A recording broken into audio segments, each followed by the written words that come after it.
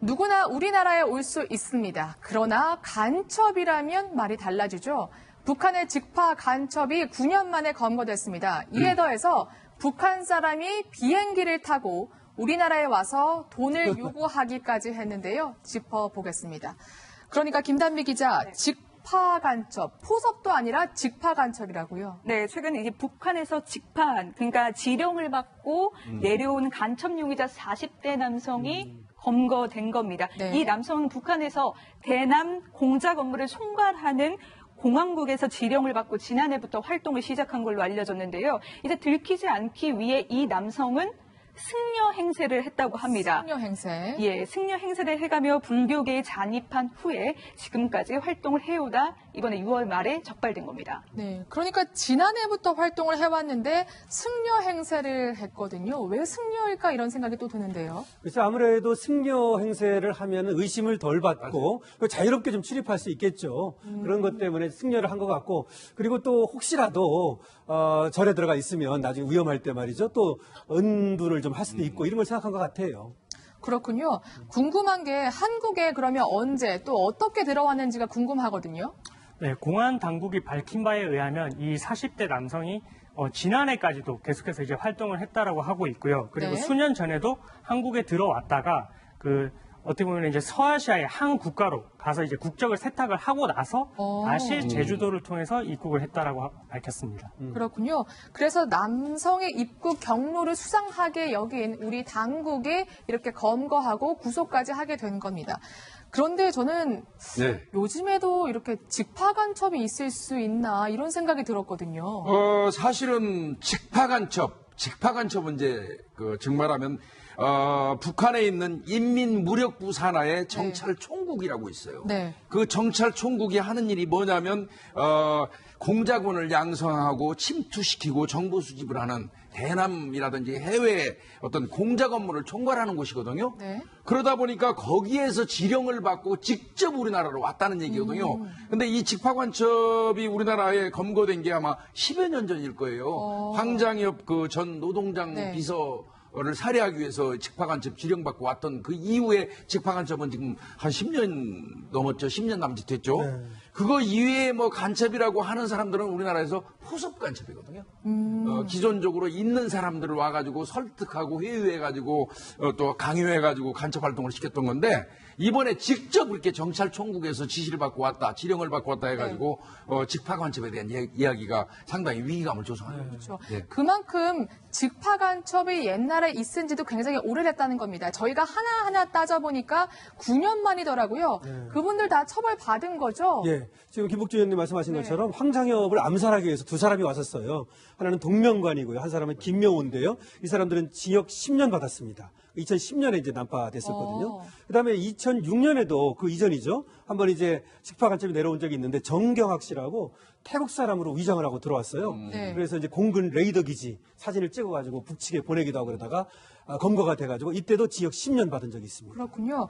9년 전에는 황장엽 전 노동당 비서를 암살하기 위해서 직파 간첩이 왔습니다. 지금 2019년에 또 직파 간첩이 왜 왔을까 이런 의구심이 드는데요. 네, 지금 이 직파 간첩은 무려 승려로 위장해서 활동을 해왔습니다. 그렇죠. 뭔가 신분을 숨기고 무언가를 하려고 했다는 의도를 엿볼 수가 있는데요. 실제로 이 국정원이 조사를 했더니 이 남성은 북측의 지령을 갖고 있었고 또 수집한 정보를 북측에 전달하기 위해 암호를 사용하고 있는 것을 확인했다고 합니다. 하지만 정확하게 북한으로부터 받은 임무가 무엇인지 또 전달한 내용은 무엇인지는 확인이 되지 않고 있습니다. 그렇군요. 얼른 우리 정보당국이 이 직파 간첩이 어떤 지령을 받고 왔는지 또 알아봐야 될 것 같습니다. 이번에는 서울에 있는 한 경찰서를 찾아온 북한 사람 이야기를 해볼까 하는데요. 왜 경찰서를 찾았다고 합니까? 네, 이분은 북한 국적을 가진 러시아에서 거주하고 있던 60대 여성인데요. 그 한 경찰서를 찾아와서 어떻게 보면 인천국제공항을 통해 들어왔죠. 그래서 이제 경찰서를 찾아가서 본인이 탈북민이니 정착 지원금을 받고 싶다라고 하면서 지금 북한 여권과 그다음에 러시아 난민증을 증거로서 들이밀었다고 합니다. 그러니까 탈북자가 직접 경찰서를 찾아가서 정착 지원금을 받고 싶다 이렇게 얘기를 했다는 건데 근데 북한 사람이 어떻게 경찰서를 직접 올 수가 있었죠? 네. 네, 이 여성은 지금 러시아에서 출발을 했습니다. 바로 라오스를 가는 비행기를 탔었는데요. 라오스를 가는 비행기였는데 중간에 경유지가 바로 한국이었습니다. 인천국제공항에 내린 겁니다. 그리고는 당당하게 자신은 탈북자다 하면서 북한 여권을 내밀기도 했다고 합니다. 출입국 심사에서 한 5시간 정도 체류하다가 공항을 빠져나갔습니다. 그러니까 러시아에 살던 북한 사람인데 우리나라에 왔고 원래는 라오스로 가기 위한 거였는데 일단 우리나라에 와서 돈을 달라 이렇게 요구를 한 거군요. 근데 어쨌든 북한 여권을 내밀었는데 입국이 가능한가요? 예. 북한 사람도 우리 헌법상 네. 대한민국 국민입니다.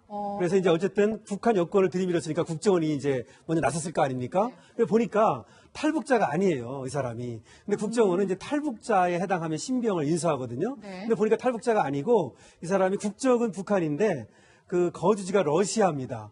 이런 사람들을 이제 조교라고 불러요. 우리가 왜 화교라고 들어봤잖아요. 네. 중국 사람이 다른 나라에 가서 살면 화교라고 부르죠. 네. 근데 북조선 사람이 다른 나라에 살면 러시아에 살면 그럼 조교라고 부른대요. 중국 동포 말고 조선족 말고요. 네. 그런데 이런 조교였던 거예요, 이 사람이. 그러니까 국정원에서는 우리가 인수할 문제가 아니다 이렇게 이제 손을 뗀 거죠.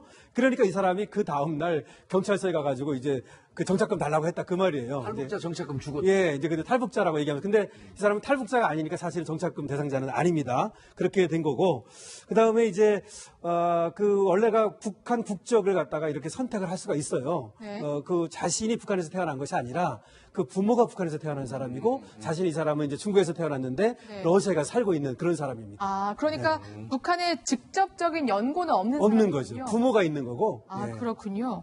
그런데 그러면은 북한 여권 가지고 있는 북한 주민들 다 인천공항으로 들어올 수 있는 건 아니겠네요.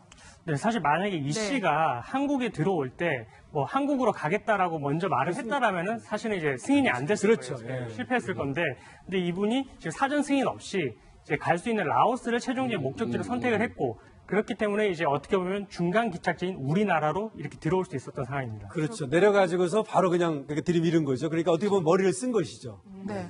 그러면 이 북한 사람 앞으로 어떻게 될까요? 한국에서 뭐 살게 해주나요? 일단은 이분은 대공용의점은 없잖아요. 네. 대공용의점은 없고 그랬기 때문에 또 우리나라 입국에 성공을 했고 또 그럼에도 불구하고 온전하게 또 대한민국 국민도 아니에요. 이분이 신분이 애매한데요. 그래서 법무부에서 국적 판정을 할 것 같습니다. 그렇죠. 예. 이분이 신청을 해놨으니까 네.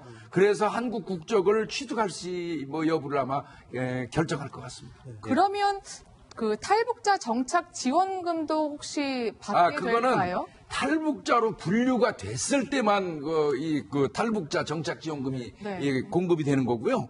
이분 같은 경우는 탈북자 성격이 사실 없거든요. 그렇죠. 탈북자는 네. 북한에 주소를 두고 거기 이제 친척이라든지 그러니까요. 뭐 이런 사람들이 있는 북한에서 넘어온 사람을 이제 탈북자라고 그래요. 그렇군요. 그래서 조금 다르긴 하죠. 네. 탈북자는 아니기 때문에 정착 지원금을 받을 수 없습니다. 하지만 이걸 어떻게 알고 이렇게 악용을 했을까 이런 생각이 드는데 정말 직파 간첩도 오고 북한 사람도 오고 우리나라 국민들의 안전이 조금 우려스러운데요. 일단은 당국의 대책과 수사를 믿어보고 사건 돋보기 순서로 넘어가 보겠습니다.